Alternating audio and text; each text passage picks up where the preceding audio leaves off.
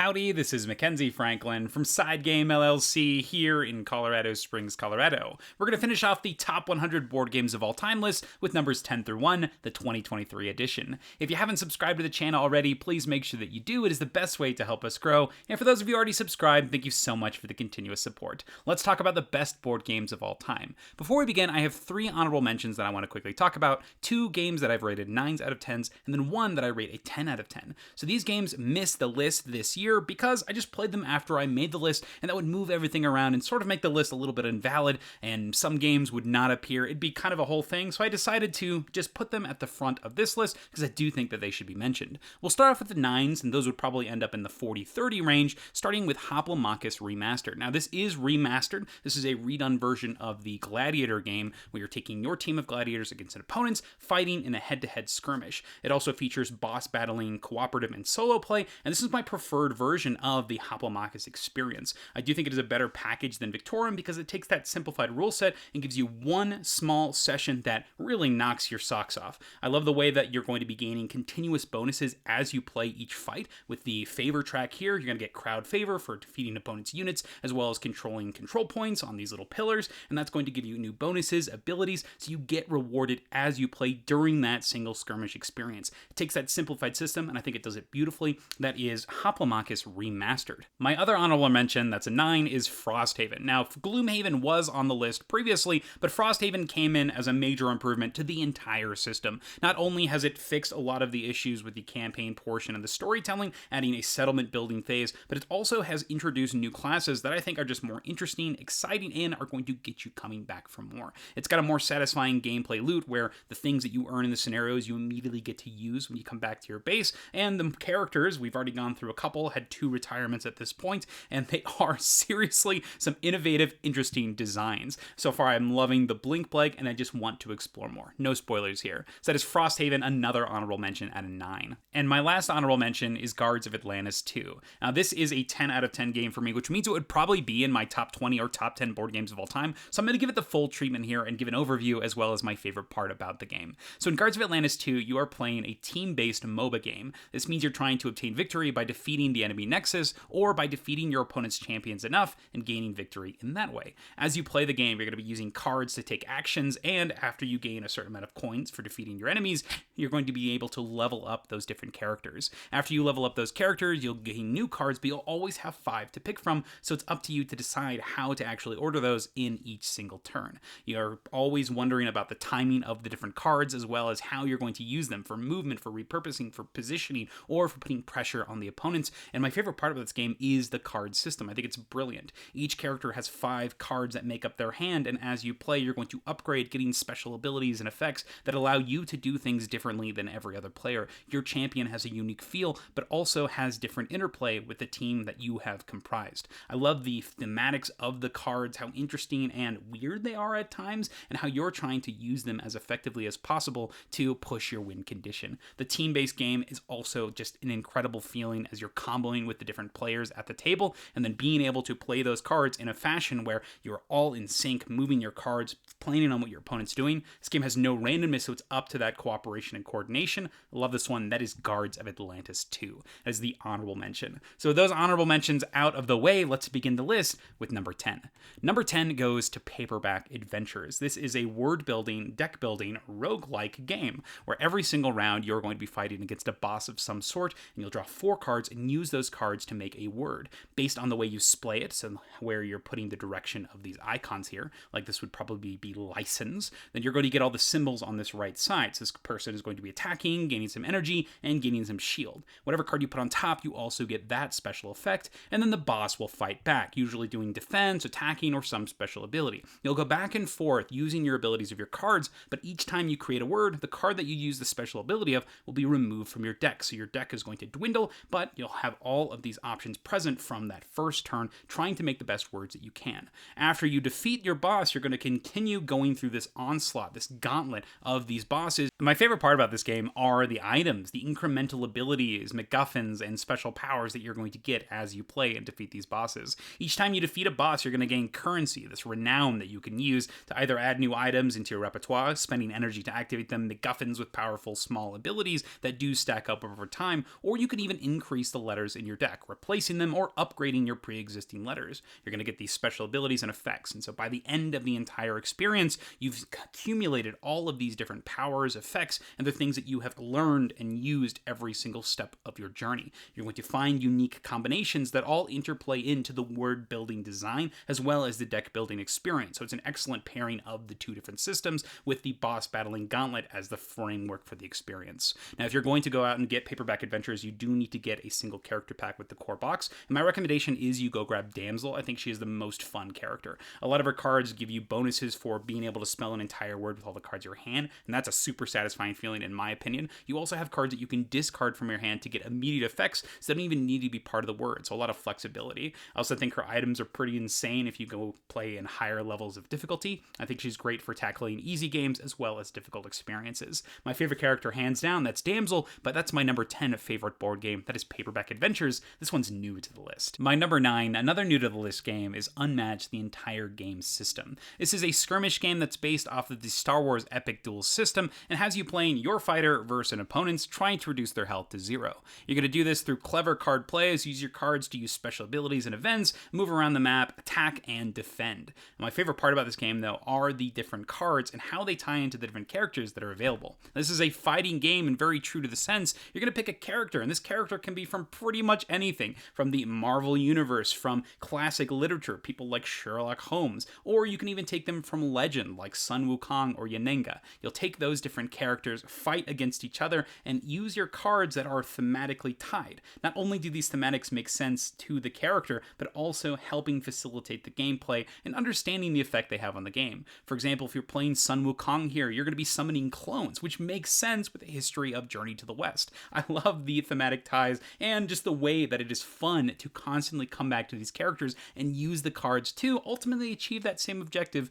of defeating your opponent, but in unique and interesting ways. And because your deck, you're only drawing 5 cards at the beginning, you're going to be using cards in different sequences each time, and the way that the games play out is going to be drastically different each time. And if you're looking to try a copy of Unmatched Battle of Legends, I would actually recommend Volume 2 here. This is my favorite out of all of the boxes, and it's actually the one that I started out with, and I was so impressed. It knocked me out with how interesting each of these characters are. You have Bloody Mary, Wukong, Achilles, and Patroclus, as well as Yanenga and her archers. And there's also this map that gives you like advantage spots. There's purpose to the movement, which I love. It's a brilliant system, and I think that Battle of Legends Volume 2 shows off what the system can do, as it's had a lot of time to refine the 2 years between the release of the initial Battle of Legends and this copy. So that's my recommendation for you. That is Unmatched Battle of Legends Volume 2, new to the list, my number 9. My number 8, number 9 last year, is Capital X2 Generations. I'm going to steal this quote from my friend Dan. Capital X2 Generations is blackjack with a moving target. However, I think that this game is not just blackjack with a moving target, but blackjack with 4 moving targets, and you have influence and control over how those targets move. It's up to you to manipulate them to victory.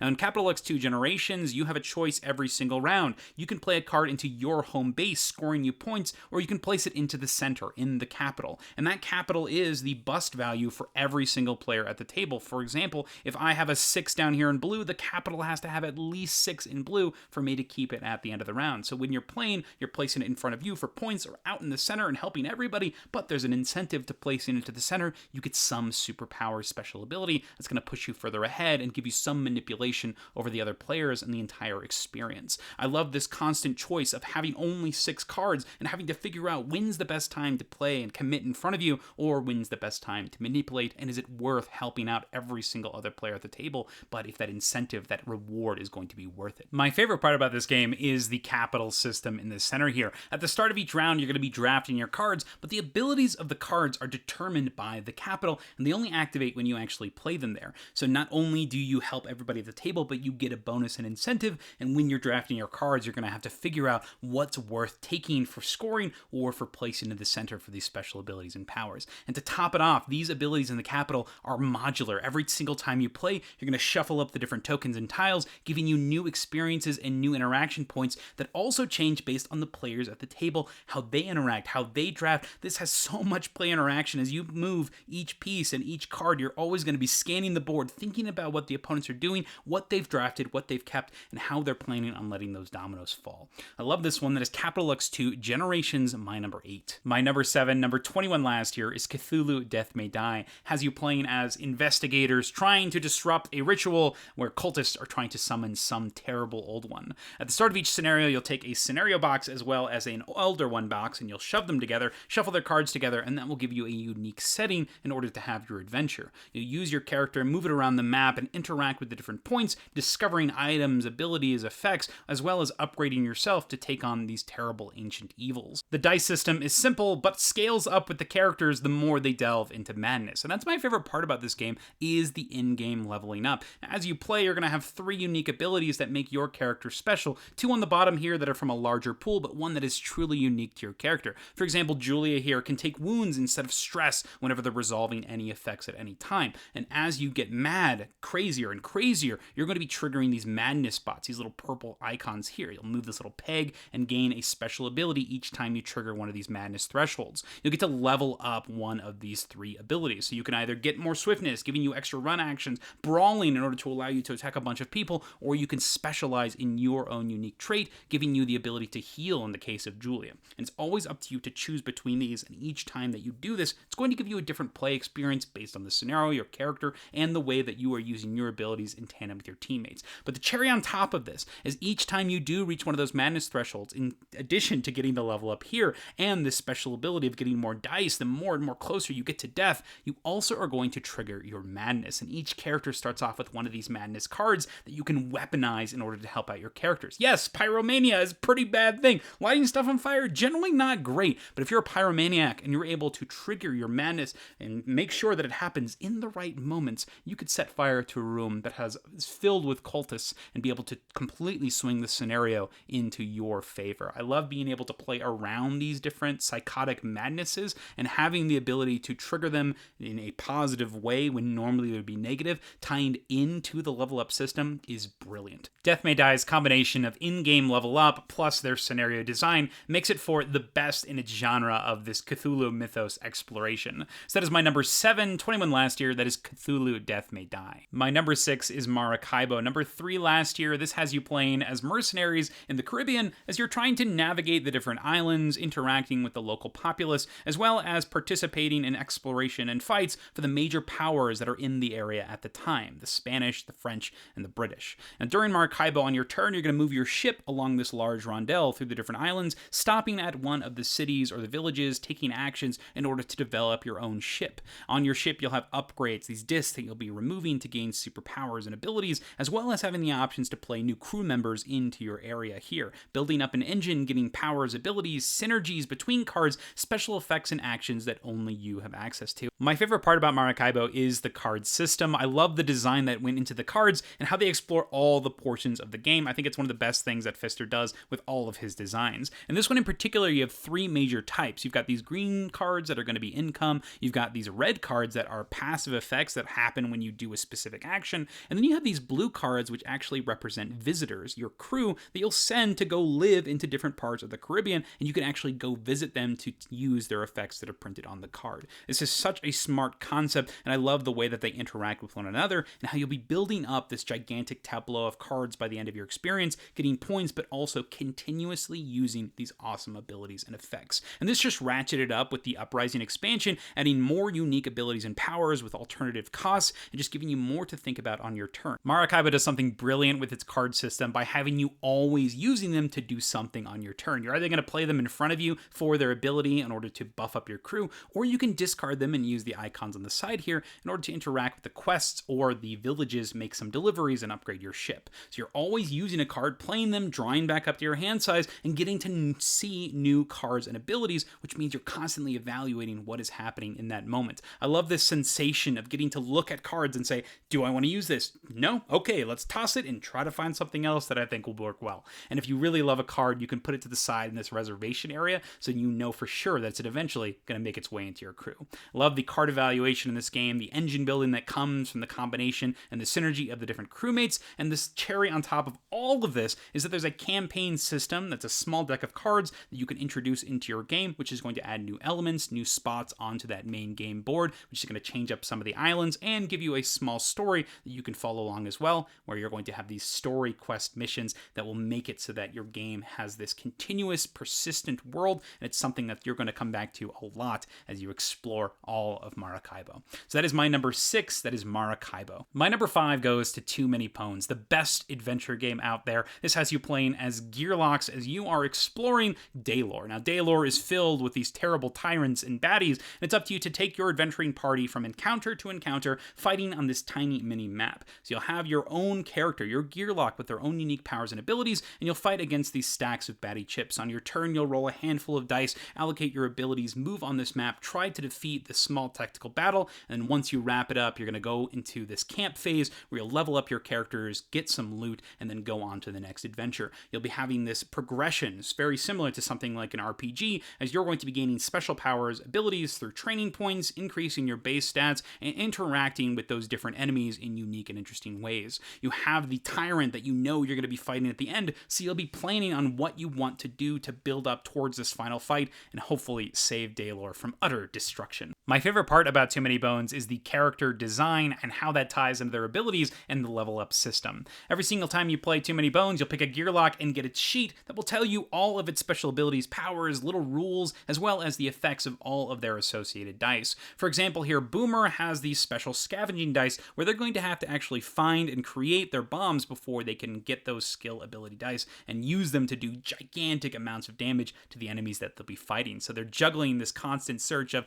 do I deal with this threat right now, or do I take some time to scavenge? And that persists through the entire experience, as you can save the bombs from encounter to encounter. Same thing with things like loot. And this ties into the dice, because each time you buy a die, it is locked on your board, and you can develop your dice based on these skill trees that are unique for each character. For example, you have to get the frag before you get the big boom, and then the stunner before you get the napalm, and they have different classes, which means that in each character there are unique trees that you can go down, play styles in one single sheet. And that means each experience you play, even with the same character, is going to be something unique. Each character in Too Many Bones is brilliant and a joy to play, and adds this thematic tie to some mechanism that's present in the Too Many Bones system. And my favorite Gearloc, and one that I do recommend you pick up if you are going to try this game, is Nugget. I love that she has an entire mechanism that's centralized around the loot system in the game, getting new treasures and abilities and lots of options, which means you're essentially using an entire extra deck of cards and new unique abilities and powers, making her even more variable, but also interesting as you're tactically picking these different loot and being encouraged to use them. I love this system of getting abilities, getting to use them, and Nugget just does that even more with her loot system here. Love Too Many Bones, the leveling up. This is the best adventure game. That is my number 5 last year. My number 4 last year is Hollowtow. This is a worker placement farming game that's a combination of a variety of mechanisms, from things like crop rotation to using sheep to gain wool and milk, as well as a worker placement system that escalates the more that players use the different action spaces. Your ultimate goal is to gain resources in order to funnel them into your workshops here. Each time you spend them, you'll slide your different workshops to the right, and if you make them all the way to this right side, you get a huge amount of points there. In addition, you'll get points from your jewelry, your sheep, as well as all of these objective cards you'll be collecting throughout your experience. And my favorite part about this game, though, are those cards. Every time you play, you're going to start with a hand of these 5 cards that give you small mini objectives that you get to do. For example, this one says you just need 6 wheat and 6 grain, and boom, you can play this card, gain these bonuses on the bottom, and immediately take another. So they lead to successive combos, new mini objectives that are going to push you to taking specific actions and prioritizing certain paths of play. I love this sensation as I'm constantly getting something, doing something, getting something, and it's leading me to production bonuses, end game scoring, and special unique effects. There are cards that are going to give you ways to generate huge amounts of points, ones that generate you production, and some that lead you to getting more and more cards. I love how rewarding the system is, and these cards are completely different each time you play, as they're made up of 2 unique decks of gate and hat cards, and you'll get to start with a whole hand of gate cards, and then every single round you're getting new hat cards. And the action spaces on the board even have ways that you can add more to your hand, so you can decide on the rate at which you're getting cards, or focusing on the other aspects to fulfill your conditions. It takes all of these ideas, puts them into the cards, and does interesting things with them that is so gratifying and fulfilling that when you start playing and start using your cards and getting the powers and abilities, it's a sensation that you're going to want to keep coming back to. Much like Maracaibo before it, Hallertau takes all of the different components, mechanisms, and ideas that are present in its game system and puts them into cards, allowing you to explore them in unique and interesting ways. This is my favorite worker placement game, period. That is Hallertau, my number 4. My number 3, number 2 last year is Blood Rage. Ragnarok is here, and you'll be participating in glorious combat as you're taking your clan of Vikings and trying to dominate all of the other opponents. You'll do this in 2 main phases. First, you'll have God's Gifts, where you're going to be drafting different cards, special abilities, powers, combat effects, as well as quests and even epic monsters that will fight by your side. After drafting, you're going to have to play those cards as best you can in order to put your presence onto this main game board, participate in combats and fights, and try to do so while getting the most glory, whether it be in battle or through the abilities and effects of these different gifts that you've obtained. My favorite part about Blood Rage is the action system, as well as the interaction with the different players. Every single turn on Blood Rage, you have one thing that you get to do. You're either summoning units, moving units, attacking an area, or playing one of your cards in front of you to get special powers and abilities. That's the choice, and every single action you do is going to affect each player at the table. They're going to see your units, they're going to see the different monsters that you're summoning, the new powers and effects, the new troops that you've commanded, and as soon as a player declares a fight, every player at the table has the potential to join in on that combat. If there's empty space in one of these areas and you have adjacent troops, you can move in and boom, you're in the battle, you're ready to fight, and that's something that I find exhilarating and super interesting based on those cards that you're drafting. Are you taking combat cards in order to make sure that you're winning fights? Are you starting battles just to make sure stuff is happening? Are you positioning yourself and pillaging areas in order to open up your future plays? Each action you take is integral, and the sequence is so important. I love the drafting system and how each card truly is excellent, and then having to figure out when you want to play those cards during that action phase, when you want to hold them, what you're going to be bluffing with. Blood Rage is exciting, smart, and engaging, and does its theme justice. So that is my number 3. Number 2 last year, that is Blood Rage. My number 2 is Blood on the Clocktower. New to the list, this is a social deduction game where there's a heavy emphasis on the deduction. You're going to be one of 2 teams. The blue team, the townsfolk of Ravenswood Bluff, whose goal it is to find and kill the demon, or you're the red team who is trying to keep that demon alive so that they make it to the final 2. Every character will have a special ability that they'll use to try to make sure that their team is victorious. Now, the thing that makes this game truly special and different than other social deduction games is the inclusion of the storyteller. Now, this storyteller has access to this grimoire, a way that they can keep track of information, but they also have powers and ways to influence the game, with the goal being make the most interesting, exciting, and fair, balanced game possible. There's lots of different ways that the storyteller has interaction points with the players, but the biggest mechanism that employs this is the drunk and poison mechanism. If your character is drunk or poisoned, their effects do not work, but that person does not know. So for example, say you're a character that every night you get to learn who somebody is. Well, that means that the storyteller, if you are drunk or poisoned, they can tell you whatever they want, and they may weave a world and give you information that puts you down a certain path or direction, or maybe reinforces one of the other player's lies, and it's up to that storyteller to decide what the correct move is. And I love this because they will give information that's truly confusing, so they could even give you the correct information if they think that will be the most unhelpful. I love this system and the way that the characters have interactions with the storyteller and how the abilities truly embrace and use this. My favorite part about Blood on the Clocktower are the characters, the combination of these characters, as well as the different play styles that you can take when you're actually playing one. Let's start off with this script here. This is Bad Moon Rising, one of my favorites. We have the townsfolk here who all have abilities that generally will be helping out the town. Then you have the outsiders who have effects that are pretty awful for the town, but they're still good. They're trying to find that demon. Then you have the minions who have these game-breaking abilities that are trying to assist the demon in survival. And lastly, the demons themselves, who can all do some form of killing and dwindling down the town, but also have different ways that they work, like the Zambul, who can be killed twice, or the Pucka, who's going to be poisoning people and then killing them later with a delayed effect. You've got some crazy effects in this script in particular, but the combination really makes them shine. For example, you might have the character, the gambler here, who says every night you choose a player and guess their character. If you guess wrong, you die. So this is a cool way of confirming that different players are different characters, but you're never sure if your character has been killed by their ability or maybe somebody else's. Let's look at the gossip here. Every day, publicly make a statement of your choice. If it was true, an extra player dies tonight. That's terrifying because you're not sure if that's the demon killing multiple things or if it's your effect and you're confirming your information. When you have all of these things in the same game, it's up to to you to figure out who's telling the truth and who's lying based on the patterns that are occurring, and it's up to that storyteller to make a combination of characters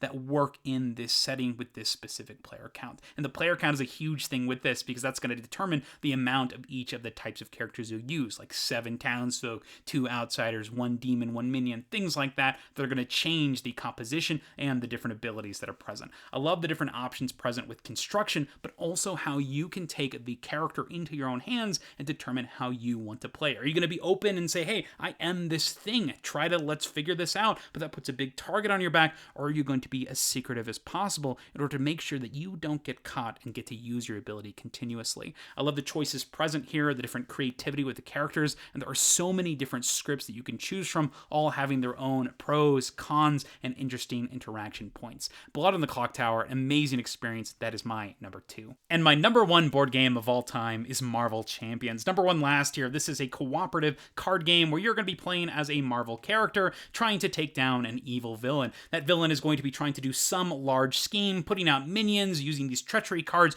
to try to thwart you from stopping them. Now, on your turn, you'll have a handful of cards that you'll be using. Your cards are used to pay for other cards, and you have this constant choice of, am I going to be building out these engines, these cards in front of me, or am I using my cards to make immediate impacts on the board? Am I going to leave Shocker and Vulture out there when I'm fighting Rhino, or do I really need to take care of them before they overwhelm me? It's a constant choice that you're going to have to be deciding how you want to pay for these different cards that you're playing. My favorite part about Marvel Champions is the thematic and mechanical connection of the cards and how exciting, fun, and honestly enjoyable the entire experience is because of it. For example, let's look at the villains here. Every time you play a game of Marvel Champions, you're going to pick a villain that comes with their unique set of cards, and they'll have their own scenario that you'll be playing through. You'll pair that with modular sets, increasing or decreasing the difficulty, and each of those sets features characters from the Marvel Universe that work in their own unique ways that bring to life those different mechanisms. Yes, your card could just say, block the next damage, but this is a temporal shield, or this is an ancient grudge. You're going to be summoning Kang out of nowhere. He shows up and is ready to fight. I love the thematic integration here, and you see this from all different facets of the Marvel Universe. On the other side of that, we have the heroes, who each have 15 unique cards that you'll be pairing with aspect and basic cards to construct your own hero deck. Let's take a look at Scott Summers here, Cyclops, my favorite hero that was released last year, and this has you playing as the leader of the X-Men, which means that he can use every single X-Men ally in his deck instead of being restricted to the different aspects. Already thematic here, being able to call and assemble your team. You then have actions and abilities that reflect the abilities of Cyclops, for example, using the Optic Blast, the Ruby Quartz Visor that lets you use it more effectively, and special abilities and tactics that show off the leadership skills of Scott Summers. I love how each of the characters has this built into their deck design and allows you to use the entire card pool of Marvel Champions to take on these unique situations and encounters in fun and interesting ways. Love Marvel Champions, and it continues to be the best board game out there. My favorite board game of all time, that's Marvel Champions, my number 1. So that's the list. Those are my numbers 10 through 1, my favorite board games of all time, the 2023 edition. Let's go ahead and end this portion of the list with a reflection, talking about the new games to the list, as well as the biggest movers, and lastly, a discussion on why I chose between my number 1 and my number 2. Before we get into the games that were actually on the list, I do want to quickly mention Guards of Atlantis II again, one of the best team-based experiences out there, and it's the game that I am gravitating to the most right now. I just want to play more of it. I'm having so much fun with the different heroes and going back and replaying heroes. It's so much fun to see the intricacies of the different play and characters, drafting your teams and figuring out how to make the perfect combination. Love this one. That is Guards of Atlantis II. Moving on to the main section of the list debuts, we have Paperback Adventures. Love the pairing of the word system with this boss battle gauntlet, that incremental level up system, and the customization with the difficulty with the different plot cards. Love this entire package, and it's one that I'm going to be returning to for a long time. I'm curious to see where they'll take it in the future. The new characters is just something that I want to play more of pretty much all the time. So that is Paperback Adventures. The next new to the list entry was Unmatched, the game system. I got to try this for the first time last summer, playing the Unmatched Battle of Legends Volume 2, as mentioned previously in the video, and during that first play, I was taken by it. I then dove into the rest of the content, tried every single character, and it's become a staple in the library, even having tournaments ran during FranCon. I love this entire system, and I just want to play more of it all the time. There's so much depth to the different characters, despite that easy system that's so engaging and gets people playing. This is one I like playing at all player counts. My family enjoys this one a lot, and it's one that's going to get played consistently. Love Unmatched. That is number 9, another new to the list game. And the last new to the list game is Blood on the Clocktower, and I am so impressed with this design. It's a game that I love to play as a character, I love to storytell it, and I enjoy watching people play this game. I'm going to give some shout outs to the Pandemonium Institute as well as No Rolls Barred for doing amazing playthroughs of the game, getting you to see the interactions, the decisions behind different storytelling. It makes you feel like this is a game that's going to continuously grow in the way that you're able to play it and see other people play and the different combinations and characters that you can create with. I've been having so much fun creating my own scripts as well as using these pre-created scripts to make these unique situations and scenarios that truly make for memorable experiences. One last thing on Blood on the Clocktower, it had a very high chance of being my favorite board game of all time, but that spot still goes to Marvel Champions, and this has to do with the two-player mode of Marvel Champions. Now, primarily I do play Marvel Champions as a solo game, but I've had a lot of chances this past year to play two-player with my brother Jordan, and it's one of my favorite experiences of all time. I love that so much, and it has opened up the space of Marvel Champions dramatically. Now a lot of these cards are way different in their interaction points in the two-player mode, and it's so much fun to cooperate and coordinate with somebody who enjoys the game as much as I do. We're able to make our decks work together and then figure out who is going to be taking on what, cooperate, coordinate, things I love in cooperative games, and Marvel Champions does it brilliantly. And the action system, the way you're able to help out each other, the timing of cards, and the way that the different cards will change if you're playing them in the two-player setting, it's opened up so much design space, but also just enjoyment. I've had so much fun. Thank you so much, Jordan, for playing Marvel Champions with me. It has been an amazing past year. So that's why Marvel Champions is still in that #1 spot, because honestly, I've got an entire new way to play it, and it's so much fun. So that's my #1, that is Marvel Champions. And the last game that I want to talk about in this reflection section is Cthulhu Death May Die, the biggest mover, jumping from 21 all the way to 7. Now, Death May Die is the best in the dice-chucking plug-and-play genre. Playing other games like Massive Darkness and things of the like just make me appreciate the system of the level up and the dice resolution and activation and how much fun it is to get into this system and play it. Another big thing that has to do with playing with my wife, Ariana. We have so much fun with this game, and it's just a blast. This is one that I'm always going to be excited to play and recommend, and that system of that plug-and-play, the discovery and the theme, it's a perfect combination here with Death May Die. So that was #7, #21 last year. That is Cthulhu Death May Die.